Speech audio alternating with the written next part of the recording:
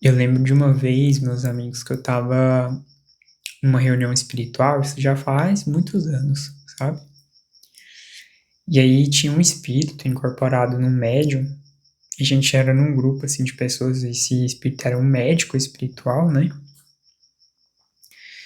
E aí ele vira pra mim e fala assim: "Ó, você quer fazer alguma pergunta e tal?" Ele fala assim, né? Pergunta pra mim se eu queria falar alguma coisa, se eu queria fazer alguma pergunta. E aí eu lembro que eu tinha comentado alguma coisa ligado com felicidade para ele. Eu não lembro exatamente o que eu falei, mas era alguma coisa relacionada à busca pela felicidade, alguma coisa assim. E aí eu lembro que ele virou para mim, pro grupo, né, e falou assim: "Olha, isso que vocês chamam de felicidade não existe. Do lugar onde eu venho, ninguém busca a felicidade. As pessoas buscam a evolução." E aí ele falou desse jeito. E aí, eu, como uma pessoa que gosta muito de yoga, muito de meditação, né? E a yoga também a gente pode pensar o yoga como ciência da autorrealização, toda aquela coisa. E aí eu viro para ele e falo assim, mas pro senhor, o que que é autorrealização? Né? E ele só virou pra gente e falou assim, evolução. Essa foi uma história que eu passei, né, meus amigos, mas eu ficava refletindo assim, e aí eu lembro muito da história de Jesus no poço de Jacó. Muito dessa história, assim. Que Jesus, ele, quando ele vai lá no poço de Jacó, ele vê a samaritana lá no poço, né? E ele vê ela naquela labuta ferrada, naquela coisa desgracenta lá, né? E aí ele fala para ela assim: Olha, eu posso te oferecer uma água, posso te dar uma água, que quando você beber dessa água, você nunca mais vai ter sede. Essa água vai saciar toda a sua sede. E a samaritana não entendia, né? Ela não entendia aquilo, é muito confuso para ela. E essa parábola de Jesus, da água viva, né, do poço de Jacó, é isso. E é tão engraçado porque quando a gente observa a nossa condição humana, de espírito encarnado, a questão primária é o quê, né? É quando a gente se torna ignorante nós mesmos. A gente passa a desconhecer a nossa natureza real de ser. Só que essa ignorância, ela acaba trazendo uma consequência que é criar muitos desejos em nós. A partir dessa ignorância, muitos desejos surgem. E é tão interessante quando a gente para refletir sobre esses desejos, que é o seguinte: não importa o que a gente deseja, mas é sempre pensando no seguinte: nossa, quando eu conseguir tal coisa, quando eu estiver em tal lugar, quando eu conseguir tal coisa, nossa, aí eu vou ser feliz. A gente tem esse sentimento, essa expectativa, nossa, quando eu conseguir tal coisa, nossa, aí eu vou estar saciado, aí eu vou estar realizado. E a gente tem essa expectativa, né, de que quando a gente chegar naquele lugar, quando a gente conseguir tal coisa, nossa, eu vou estar muito satisfeito. E esses são os diversos desejos, né? Não importa o que a gente deseja, é sempre pensando nisso. E até mesmo o desejo de iluminação, né? A gente vai ter tipo um materialismo espiritual nisso também. Mas enfim, isso é tema para outro vídeo. E aí, a partir desses desejos, né, meus amigos, às vezes a gente deseja muito uma coisa, muito algo, e o tempo vai passando, a gente não consegue aquilo que a gente estava desejando, o tempo vai passando e tal.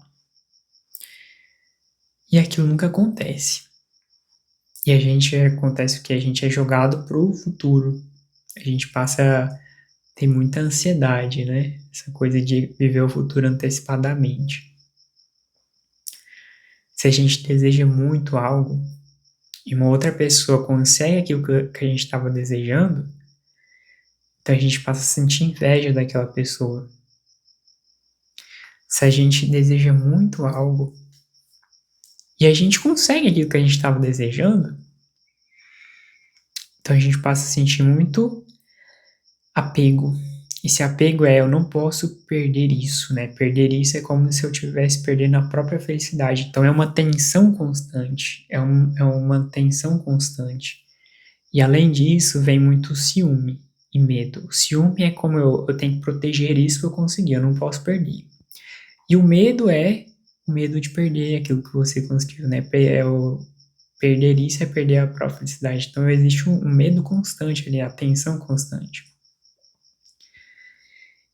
E se eu desejo muito algo e eu sou contrariado no meu desejo, então eu passo a sentir muita frustração.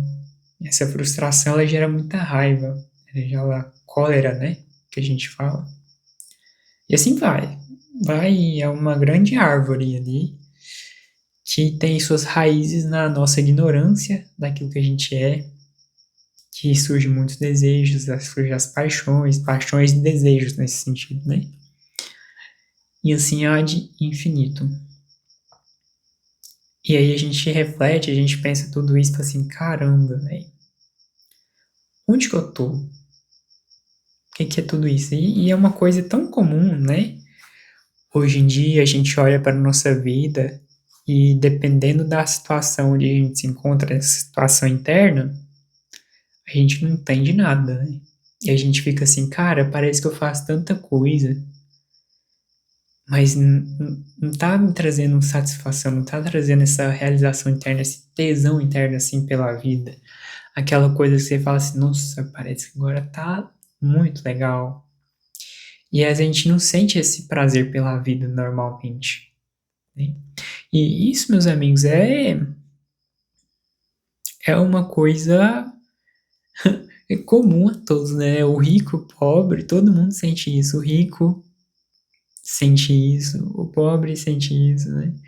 O rico percebe, cara, parece que essas coisas, dependendo da forma como ele se relaciona com as questões, parece que ele não tem essa satisfação. Tipo, nossa, parece que eu sempre quero mais, sempre quero mais, sempre quero mais. E o pobre é esse desejo mesmo, né, pelas coisas também. E assim é o drama de todos nós, né?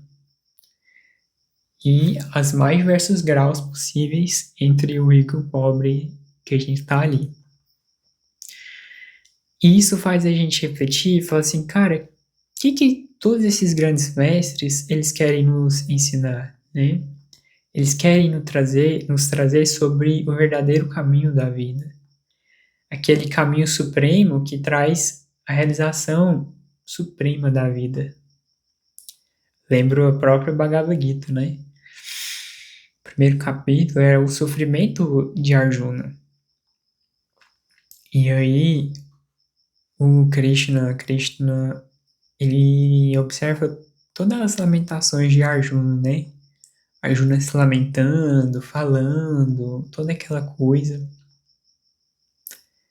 E aí tem aquele verso, né?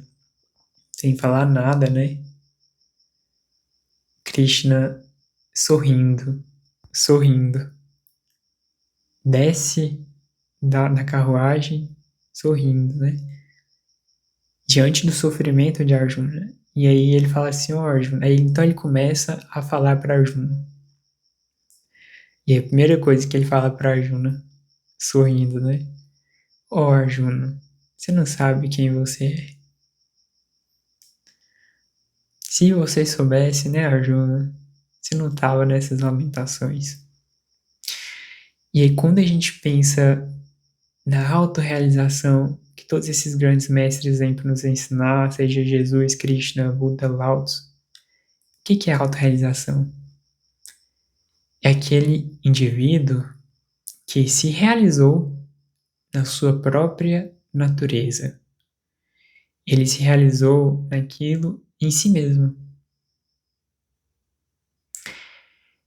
Ele não tem essa felicidade, o seu estado de ser é a felicidade. Quando a gente está na ignorância também, a gente é muito condicionado pelas situações externas, né? Se dá bom, se tem um acerto, então, nossa, eu tô eufórico naquele momento. Agora, se dá ruim, se eu perco, nossa, eu tô fadado ao sofrimento ali.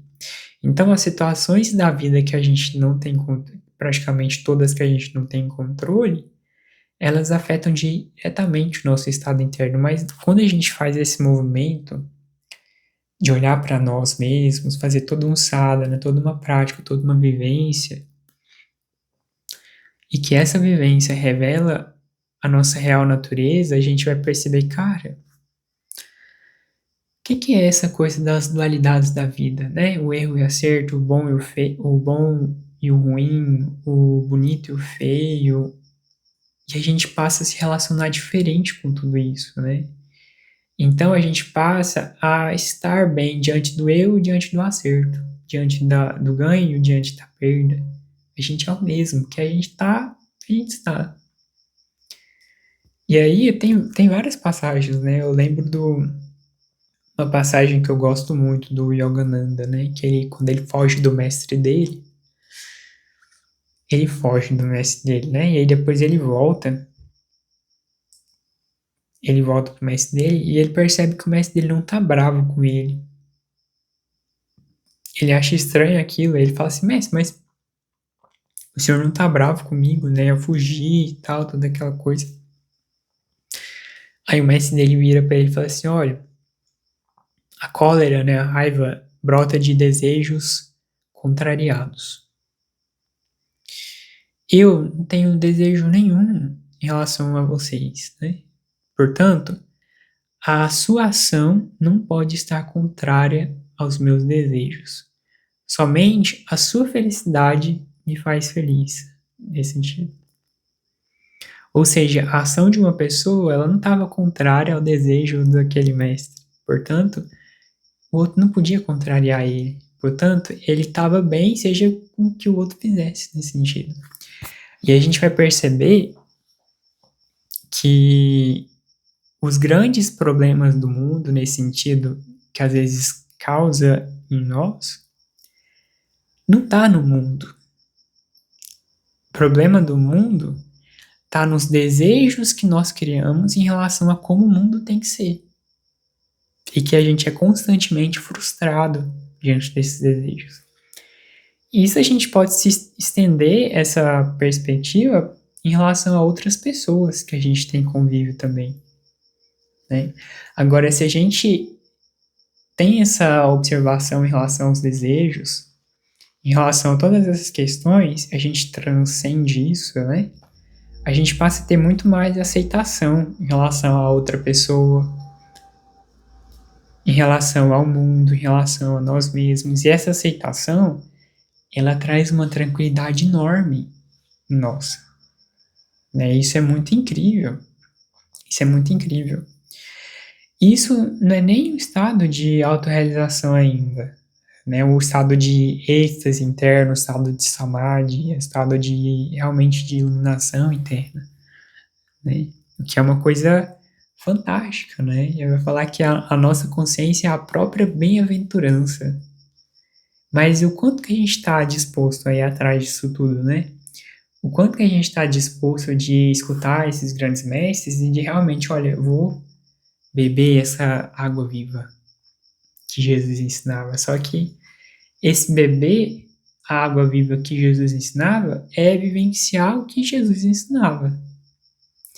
Mas para a gente também vivenciar o que esses grandes mestres nos ensinam, exige de nós muita mudança de perspectiva de vida, na forma como a gente encara a vida, encara nós mesmos, encara as situações, encara as outras pessoas, como que a gente age diante das escolhas que a gente tem que tomar. E assim vai ao infinito, né? E essa coisa da água viva de Jesus é tão interessante, meus amigos, porque quantas vezes a gente se encontra perdido na vida, procurando se satisfazer dos mais diversos lugares e a gente não encontra essa satisfação.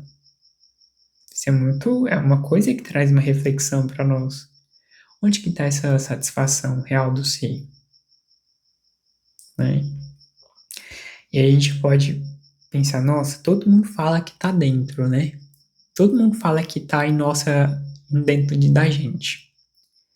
Mas a grande pergunta é como que a gente pode fazer isso de fato? Como que a gente pode revelar esse conhecimento de dentro de forma real? É uma boa pergunta, né? É uma boa pergunta. O que seria essa evolução, né? Que o espírito da minha história que eu contei para vocês falou. Tipo assim, o que é autorrealização, né? Grande parte desse caminho ele está intimamente ligado com o nosso funcionamento também do nosso espírito. Por isso que os mestres orientais também, eles desenvolveram uma série de práticas, de exercícios, e que essas práticas, esses exercícios, normalmente eles estão intimamente ligados com o funcionamento do nosso espírito, né? E quando a gente tem essa disciplina, tem essa prática, isso também provoca estados alterados de consciência, né? É toda uma série de práticas, uma série de exercícios especiais de meditação que eles proporcionam estados alterados de consciência mesmo, né? Estado de êxtase, o estado de profundo bhava, né? Que a gente fala assim, bhava é esse estado diferente. E realmente é uma coisa diferente mesmo, né? E que a cada vez que a gente se aprofunda nisso, a cada vez que a gente se amadurece e consolida esse estado em nós, a gente vai ficando imune em relação a situações externas a nós, como eu falei para vocês, né?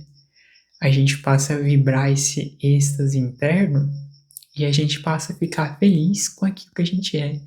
A gente passa a ter um contentamento com a vida extremamente grande. Esse contentamento é cada vez que a gente se nutre dessa água viva de Jesus, né?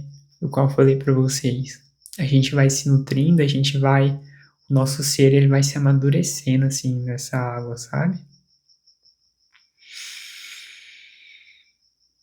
E isso traz muitos aprendizados para nós através da nossa própria vivência, dessas práticas, das atitudes, das escolhas, que é muito interessante. Tem uma outra história do Yogananda, que é o do capítulo Mestre, o Santo que Levita.